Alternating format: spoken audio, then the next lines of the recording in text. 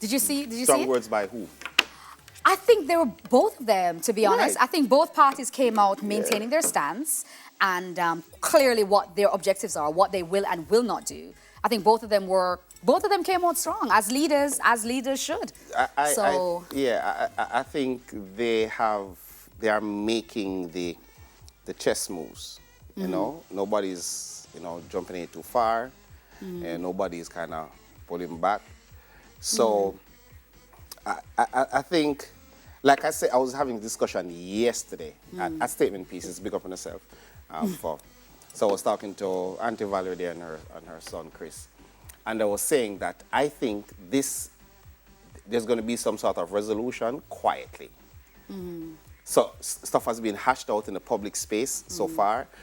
I think a lot of it is because of the media. Yeah. Sometimes putting some fluff both of on them it. have to be seen to be holding their own, and they both have to be seen to represent their people and strong leadership. Yeah. And I think both of them are doing that. They're both representing strongly for themselves and what they believe. And both have reasonable points.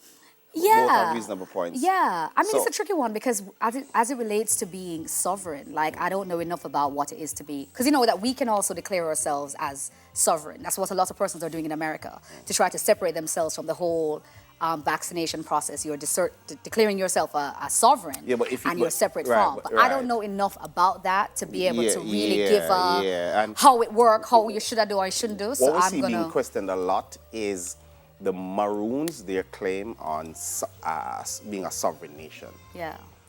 And it's kind of, for me, it's kind of, I'm like, how come after all these years, now this is when the questions are being asked? No, I feel like we've forgotten about it. I think it was clear, and it was done for a long time. Because I remember when I came to Jamaica learning about this and whatever. So for years they've maintained that we're separate from. I think the problem is now that it's now become an issue. Like, we're having a party. How dare you have a party? The government said, and they were like, actually, we're doing this because we're separate from you. Which party?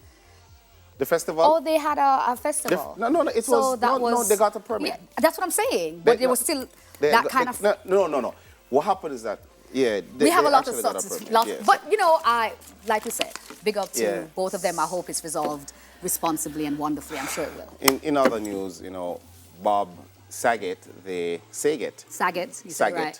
comedian and actor arguably known best by audiences as wholesome patriarch Danny Tanner on the sitcom Full House, has passed at the age of 65. Now, Saget was found dead in a hotel room on Sunday at the Ritz-Carlton Orlando Grand Lakes, according to a statement from the Orange County Sheriff's Office. The cause of death is not yet determined. Saget, however, was in Florida as a part of his comedy tour.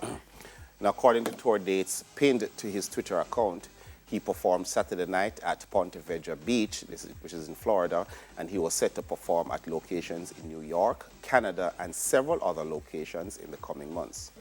Yeah, that was quite a surprise when I read that. It was so surprising because, they don't know why he died. He was healthy, he was wealthy, he was wise, and nobody yet knows what happened. So, and he's awesome. He was really funny. And oftentimes when persons pass, it's not, the real thing is not about how they pass, but the fact that they passed.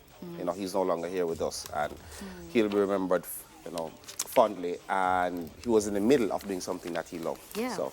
And everybody said what a wonderful man he was, that he was the kindest, sweetest, wonderful person, one of the nicest in the industry. Condolences to his families and R.I.P. supporters. And enough love. So, other news, a little bit good news. Better news. The fate of the 3 men responsible for the murder of Ahmaud Arbery has been decided. 2 will spend the rest of their lives behind bars, and the 3rd has a possibility of parole. Now, the Brunswick, Georgia judge sentenced Travis and Gregory McMichael to life in prison without parole, while William Bryan has the possibility of parole, but much, much, much down the road. The judge decided to cut Bryan a slight break as he was unarmed and had shown some remorse for being involved in the incident from the beginning. However, under Georgia state law, Each of the men are required to serve 30 years in prison. So for 52-year-old Brian, even with the possibility of parole, he could still spend his last days behind bars. Yeah, after the sentence was read, the prosecutor asked the judge to prohibit each of the three men from being able to make any money from the case, whether it be through book deals, interviews, or promotional material.